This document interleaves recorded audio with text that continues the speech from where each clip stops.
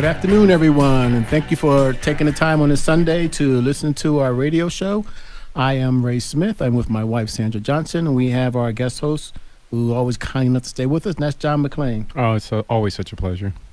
And today we're going to talk about windows. You may not think it's exciting, but we think it's going to be really, really exciting. So we have the owner of All American Windows and Doors, Keith Regina. How you doing, buddy? Hey, good. It's good to see you guys. Yeah. It's good to see you. We know that you're a Tucson guy, so let's tell everybody a little bit about yourself. Okay. Well, a little about myself is I born and raised here. Went to a small school, Grace Christian. It's not there anymore. Kindergarten through 8th grade. Shared with all of America. Kindergarten twice. We'll just keep that. It'll be our secret. Mom said it's because I was small, but I saw the group picture and I was one of the bigger ones in the class. Well, it that's paid how off goes. you later with sports because you were older than everybody and better developed. It did. Yeah, I was absolutely. 25. Yeah, when I graduated. But no. So went there. I went to Sow Point Catholic High School, and that was an eye-opening experience. I think just from being a native Tucsonan and being somewhat sheltered. I grew up in Reddington Pass. There weren't many kids out there, so I went and kind of just there wasn't much to do. So You weren't breaking windows, were you? Is No, that how I you got wasn't. into the industry? No, I wasn't there. My BB gun wasn't strong enough, I guess. But, did that. I ended up playing baseball. I played baseball for one season at the University of Arizona. Nice. I had a great time. That was probably the biggest issue. I had too good of a time. Yeah, I bet being a baseball star at the U of A will that'll have the good times coming. Huh? Well, I didn't say I was a star. Well, even if you play baseball, you just people perceive you as a star. We know Maybe. the truth. I Yeah, feel like we I was know. a star off the field. Yeah, for sure. And Yeah. that's probably another one of the problems. But again, being a Tucson native, it may have been a wise decision maybe to get out of town for a little bit and then come back, which I did later. But as God would have it, I met my wife towards the tail end of that at the U of A. She was a Palm girl. I don't know what she saw in me necessarily at that point. I had no upward direction in life going for me. But you're just using that baseball college thing Yeah. as long as you possibly could. You I gotta play was- that ticket to that I tune. was Don't play straight anymore. Ooga booga game. I had no for game. sure, absolutely. I got you. But my family has been involved in windows for several generations. Right. My family moved here from my dad's side moved here from Pennsylvania in the 60s. Started doing their windows here. My grandfather had branched out. He was all over the West. He was in San Francisco, Compton, California. People think like, what was he doing in Compton? Compton was a very strong industrial area at that point. I asked the same question. Grandpa didn't fit in there too well, in my mind. He was in Las Vegas, Phoenix, and Tucson, and he lived in Tucson. So he did his thing. My dad kind of branched out early 80s and started his. My father has a factory here in town called American Openings, still does. And he's doing really well. He doesn't sell direct to the clients. He's a large manufacturer, so he has a niche business. I would say. Yeah. Majority of his stuff goes outside of Tucson. So that's kind of what I knew growing up. Right. My father was very instrumental in getting me started as far as the word nepotism. He is anti-nepotism. He's told me since a very young age, if you want your own, go start your own. This isn't yours. And I respect him for that. Right. So I cut my teeth under him. We branched out when I was still working there doing replacement. Right. And I like doing that because it was relational. It got me outside the factory a little bit. You can understand a person like me being in the factory, although I loved it and I love everybody there. I think that was, I can't. I'm a squirrel. I need to go do things and I move differently. Right. So found my kind of calling doing that and I enjoy it. And I've learned quite a bit over the years. I have a lot of information from over time, what works here and what doesn't. Yes. So, How old is your company? so we're about 2 years old now. Great job. I had started back up again after I sold the company, worked for another, and did my time doing that, and started back up about 2 years ago. Great. Give us the name of it. So I've said it once. But All American Window and Door. Great. And the good part about this is now, I see Sandra and Ray maybe once a week at lunch. We just happen to eat at the same place. The Sands. The Sands. Yeah, the Sands. And they've Yum. noticed, like, certain things. Again, I'm laying off French fries. Certain things, do a little better. But last little bit is, maybe from baseball, or just a little bit about me is I make maybe a couple of New Year's resolutions, and I stick by those. So I was trying to do less hair gel and less cologne this year, and eat better. But I have 4 kids, very busy with that. My daughter is at Texas Tech. She made the Palm Line. I miss her greatly. Nice. But getting back to this now is Ray and Sandra are, I believe, kind of somewhat pillars in the community as far as I agree. just good people first off, but and then they happen to be in the real estate. And we've had conversations back and forth about, hey, what do you think about this? Or me asking Ray or Sandra, hey, what do you guys think? What's the market looking like? Right. And they've been pretty nuts on. And so. Yeah, I agree. Yeah. Again, yeah. Mm-hmm. Well, we've talked a little bit about the market and some of the shift in the market. We know that the market has shifted, and for a few years even, a lot of sellers haven't been willing to do things like replace windows that have failed or do other repairs at a house. It's kind of been, they've had the upper hand. And those things are shifting, and right now we're seeing houses on the market a little bit longer. We don't expect to see prices drastically change. We expect to slow down in property values, but I think that sellers are going to have to start reconsidering that position. And there are some things like windows that they may be needing to look at doing if they want that property to move in a little bit quicker timeline. Yes. I mean, you've seen that.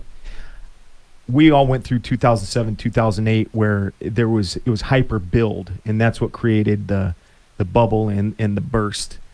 I don't think we're gonna. You guys would know better about this once again, but it doesn't feel like that right now. It feels like that things are kind of settling in. But you're right. The windows right now are kind of a big part of what you can do inexpensively. It has to make sense, Right. but there's other ways of going about it. And one thing I'm going to talk about when you talk about getting homes and new homes and buying new windows, I saw at one of these houses where half of the windows were double pane and half of them were not.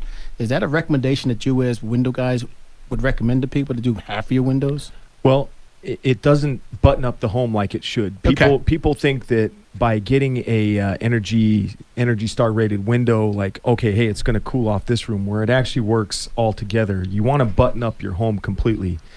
Low E glass, low emisticity, what it's doing is yes, you picture, okay, it's going to keep the heat out, or it's going to keep whatever, but it maintains the temperature of the inside is what it's doing. So a lot of times, budgetary wise too, people will maybe hit their west and their south side of their home.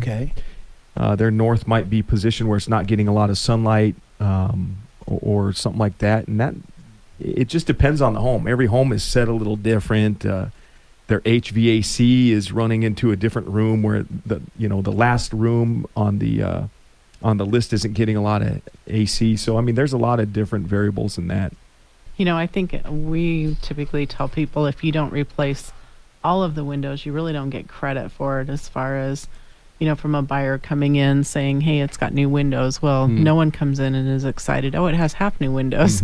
So we always like to see people, if they can afford to do it, do all of the windows. The key, again, is not overspending. And I think that what we've done a good job with is, there's a couple things that we've advertised in the past about doing this, but when people are looking to upgrade their home or increase the value of their home, there's other, you don't want to overspend. I just said that, but there's some companies that you're going to be paying for their marketing.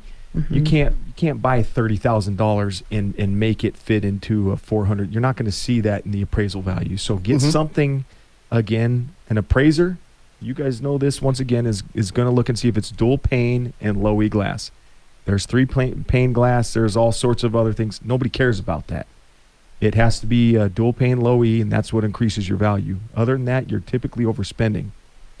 Now, when I first met you, it was right after attending a home show, and I did reach out to a couple different companies, and I will never forget that experience because they did come in with a lot of show, if we can say, I think to justify the price of the windows. And I remember when one of the salespeople, I told him, you have an hour of my time, and he said, is there a better time for me to come back or call you? I said, no, you don't understand. This is not, a big thing here. I have 7 windows. You should be able to come up with a price in an hour. And if not, then you're not the right fit for me. And I love the way that you were just straightforward. You talked about there aren't a lot of differences in the quality. There really aren't. Yeah, and I appreciated that. Brand to brand. The problem is time is valuable. Right. There are some people that want to extend it out, and typically I've had appointments where people want me over and then they want to show me their kegerator that they built. But when you go over and you want windows, you want to know, they ask you what time it is. They don't ask you how the watch was formed and built. So I would say we're probably more for a serious a customer that's ready to do it. We don't offer any gimmicks, meaning, we're not going to give you a gas card or throw something in there. There's really no point. They're going to pay for that at some point anyhow. Right. Right. Yeah, and a thing that really intrigues me about your story, Keith, is, I'm a 4th generation military. You hear of like a 3rd generation shoemakers, 3rd generation, I was an HVAC because my dad did it, my grandpa did it. And I've never met anybody that's like multi-generational window guy. And and it's just kind of the story alone is amazing, but how would you say that gives you kind of an edge in dealing with some of the window issues people have in comparison to the other companies from your experience? Well, again, you're right. The history of it, first off, my mother is native here. Mom is from the Amato family, and I've got a lot of family on my mother's side that have explained to me how some of these homes were built. And a lot of these older homes were built how they should be in Tucson. The streets are east-west. The houses are on the north and the south of it with not a lot of exposure to the west or east, not catching it. The sun going right over the roofs. As the newer construction has come in, they're spread out all across the land, and you've got some homes that are complete east-west exposure. I have a house like that. I never thought I would get one, but it was a good deal, so I did. But each home is going to determine what goes in there. There's no. That's why we go look. A lot of people want to come into the showroom and look, and that's good. We'll have a cup of coffee, but we really need to look at the home because each one is different. As your guys' experience too, it might be the same street, cul-de-sac. It might be just a little bit different. Right. Different importance.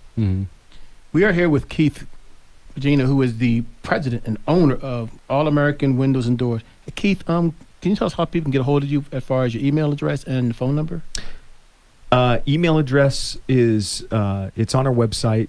It's www.allamericanwindowanddoor.com. The phone number to reach is 520-955-4862. Yeah. Do you have any tips for homeowners? Yeah. I mean, if somebody's looking to do it or looking at their home, single pane windows, it's always a good time to replace because the value of your home, what we've done is we've got a good deal where we can we can replace the windows. The appraisal value will come in greater than the window cost. So you've already made money by doing it. Okay.